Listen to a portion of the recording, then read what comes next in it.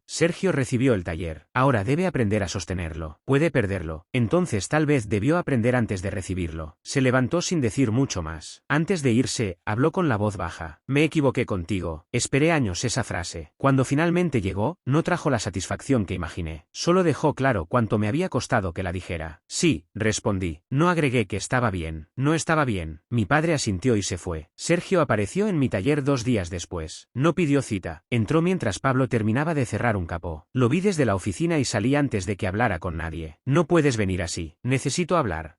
Miró alrededor. ¿Te va bien? Sí, gracias a clientes que eran del taller. Clientes que eligieron venir. Porque te conocen por el taller. Y me conocen por mi trabajo. No actúes como si lo hubieras hecho solo. Nunca dije que lo hice solo. Dije que lo sostuve. Apretó la mandíbula. Papá está mal. Lo sé. Mamá llora todo el tiempo. Lo siento. El taller está bajando. También lo sé. Entonces hagamos algo. ¿Qué propones? Unamos fuerzas. ¿Cómo? Tú vuelves unos días a la semana. Yo manejo administración. Tú manejas mecánica. Podemos compartir ganancias. ¿Con contrato? Se molestó. Otra vez con eso. Sí, somos hermanos. Eso no protegió mis 10 años de trabajo. ¿Quieres humillarme? Quiero claridad. ¿Podrías ayudarme a aprender? ¿Pudiste aprender cuando estabas allí? No seas soberbio. No soy soberbio. Estoy ocupado. Si el taller cierra, será por tu culpa. No, si cierra, será porque el dueño no supo manejarlo. Tú te llevaste lo importante. No, ustedes me dejaron ir con lo importante porque no sabían que lo era. Sergio dio un paso hacia mí. Siempre quisiste verme fracasar. No, quise que trabajaras. ¿Te crees mejor? En esto, sí. La frase salió tranquila. No necesitaba gritarla. Sergio se quedó congelado. Soy mejor mecánico. Soy mejor con clientes. Soy mejor con proveedores. Soy mejor organizando entregas. No porque nací así, sino porque trabajé 10 años mientras tú llegabas cuando querías. Eres un arrogante. Tal vez, pero mis automóviles salen funcionando. Pablo bajó la mirada para no reaccionar. Sergio lo notó y se sintió humillado. Te vas a arrepentir. Eso ya me lo dijeron. Cuando necesites familia, no vengas. Cuando necesite familia, buscaré gente que no convierta mi esfuerzo en herencia para otro. ¿Se fue? Esa noche mi madre me mandó un mensaje largo. Decía que yo había cambiado, que el dinero me estaba endureciendo, que mi padre estaba sufriendo, que Sergio estaba deprimido, que el taller era parte de nuestra historia y que yo podía salvarlo si dejaba el orgullo. Le respondí con pocas líneas. Yo no estoy destruyendo el taller. Dejé de sostenerlo gratis. Si quieren contratarme, deben hacerlo con contrato y condiciones profesionales. Si quieren familia, empiecen por reconocer lo que hicieron sin pedirme que vuelva al mismo lugar. No contestó. Al tercer mes exacto desde mi renuncia, tuve mi primer sábado completo de agenda llena. 4 diagnósticos, 2 entregas, una revisión urgente y un cliente nuevo que venía recomendado por don Álvaro. Al cerrar, Pablo me mostró el calendario de la semana siguiente. No cabe nada más. Me quedé mirando la pantalla. Durante años había visto agendas llenas y solo sentía presión. Esa vez sentí algo distinto. Esa agenda era mía. Cada cita estaba allí porque alguien había decidido confiar en mi trabajo. No porque yo cargara un apellido familiar ni porque mi padre me necesitara en silencio. Compré un segundo escáner. Pagué la primera cuota del elevador usado antes de tiempo. Contraté a Pablo de manera formal. Abrí una cuenta para impuestos y otra para ahorro del taller. Hice lo que siempre había querido hacer con el negocio familiar. Ordenar antes de que el caos me ordenara a mí. El taller Ramírez redujo horarios 2 semanas después. Me enteré por un cliente que pasó y encontró cerrado un miércoles por la tarde. Luego supe que un ayudante renunció porque Sergio le debía pagos extra. Un proveedor empezó a pedir pago por adelantado. La empresa de reparto trasladó la mayoría de sus unidades a mi taller, no todas de golpe, pero sí de forma clara. Mi padre volvió al taller más de lo planeado. Su retiro duró menos que el orgullo de Sergio. No me dio placer, pero tampoco me hizo regresar. Una tarde, don Álvaro me dijo mientras firmaba una factura que mi padre había construido un buen taller. Sí, respondí, pero tú construiste la confianza de los últimos años, añadió. No respondí de inmediato. A veces uno confunde el edificio con el negocio, dijo. Esa frase resumió todo. Mi familia tenía el edificio. Yo tenía el negocio que la gente quería seguir. La conversación final con mi padre ocurrió casi 6 meses después de mi renuncia. Esta vez vino a mi taller. No entró como dueño antiguo ni como padre molesto. Entró como alguien que entendía que estaba en un lugar donde no mandaba. Pablo me avisó. Tu papá está afuera. Salí. Mi padre miró los automóviles, los clientes esperando, la lista de citas, las piezas ordenadas.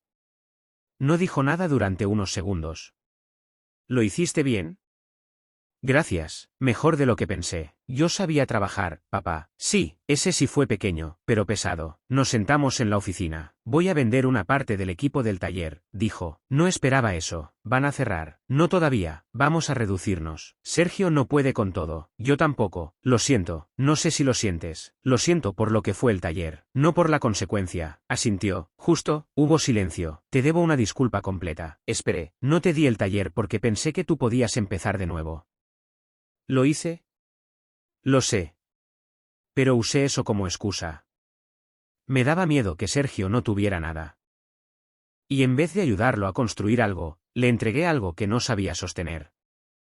No dije nada. También pensé que tú ibas a quedarte. Que ibas a enojarte unos días y después volver. Porque siempre volvía. Sí. Ese fue tu cálculo. Sí. La honestidad llegó tarde, pero llegó. Me equivoqué, continuó. No solo en darte menos. Me equivoqué en asumir que porque eras capaz, no necesitabas reconocimiento. Sentí un nudo en la garganta, pero mantuve la voz firme. Yo no quería que me regalaras nada. Lo sé. Quería que reconocieras lo que ya estaba haciendo. Lo sé ahora. Ahora no cambia los últimos 10 años. No. Ni me hace volver. Bajó la mirada. Lo imaginé. Puedo tener una relación contigo como padre. Pero no voy a rescatar el taller. No vine a pedirte eso. Lo miré. Esta vez no. Esta vez no, repitió. Sacó una llave vieja del bolsillo. La reconocí. Era una copia del taller familiar. La encontré en casa. No sé por qué la traje. Tal vez porque creías que me pertenecía. Tal vez. La dejó sobre la mesa. Ya no abre tu futuro, dijo. Fue una frase extraña viniendo de él. Pero la entendí. No tomé la llave. Guárdala. Es tu historia. Miró alrededor. ¿Y esta es la tuya? Sí. Nos despedimos sin abrazo dramático. No hacía falta. Algunas heridas no se curan con un gesto. Se curan, si se curan, con años de conducta distinta. Con Sergio tardé más en hablar. Él me evitó durante meses, hasta que una mañana apareció otra vez. Esta vez no entró con rabia. Llegó cansado. Papá me dijo que van a reducir. Lo sé. Tal vez venda el local. Es una decisión grande. No sé qué hacer. No respondí por impulso. Aprende, dije. Me miró confundido. ¿Qué? Aprende de verdad. Trabaja en otro taller. Llega temprano. Quédate hasta tarde. Atiende clientes molestos. Equivócate y corrige sin que nadie te cubra. Si quieres un taller, aprende a sostenerlo. Me estás ofreciendo trabajo. Pensé en decir no de inmediato. Pero preferí ser claro. No como socio. No como hermano del dueño. No como heredero. Si algún día necesito a alguien y tú estás dispuesto a empezar desde abajo, con horario, sueldo, reglas y supervisión, podríamos hablar. Se ofendió un poco, pero menos que antes. ¿Desde abajo? Sí, después de haber tenido un taller. Precisamente. Eso es humillante. No, humillante fue recibir un negocio y no saber qué hacer con él. Apretó los labios. No cambiaste. Sí cambié. Antes habría arreglado esto por ti. Se fue sin aceptar. No sé si algún día aprenderá. Ya no es mi tarea. Mi taller siguió creciendo. No se volvió gigante de la noche a la mañana. Las historias reales no funcionan así. Hubo semanas difíciles, clientes complicados, piezas retrasadas, facturas altas y días en que me pregunté si había hecho una locura. Pero cada problema era mío. Y eso, aunque suene raro, se sentía mejor. Si fallaba, corregía. Si ganaba, decidía. Si un cliente agradecía, el mérito no se diluía en un plural conveniente. Si Pablo hacía un buen trabajo, se lo reconocía frente al cliente. Aprendí a hacer lo que mi padre nunca hizo conmigo. No usar la capacidad de alguien como excusa para explotarlo. Un año después, Mecánica Gabriel tenía agenda estable, 2 ayudantes, proveedores sólidos y clientes que recomendaban sin que yo pidiera. El taller Ramírez seguía existiendo, más pequeño, con mi padre supervisando algunas cosas y Sergio intentando manejar lo que quedaba. No cerraron por completo, pero dejaron de ser lo que fueron. Mi madre me preguntó una vez si no me daba tristeza. Sí, respondí. Entonces podrías ayudar. Sentir tristeza no significa volver a cargar. No insistió. Creo que por fin empezó a entender. Mi padre le entregó a mi hermano el taller porque decía que él necesitaba más ayuda. A mí me dejó la única parte que no podía regalar. La confianza de los clientes. 3 meses después, entendieron que las llaves abrían el local, pero no sostenían el negocio. Durante 10 años creyeron que yo era solo el hijo que arreglaba motores en silencio. Cuando me fui, descubrieron que no me habían dejado fuera de una herencia. Habían sacado del taller a la persona que lo mantenía vivo. Mi hermano recibió el nombre, el local y las llaves. Yo me fui con mis manos, mi reputación y los clientes que sabían quién resolvía los problemas. Al final, eso valía más que cualquier papel que mi padre pudiera firmar. Mi familia pensó que podía darme órdenes porque nunca me quejaba. Se equivocaron. Yo no era el empleado cómodo del taller familiar. Era el motor que lo mantenía funcionando. Y el día que que dejé de girar para ellos, por fin empecé a construir algo que nadie podía regalarle a otra persona.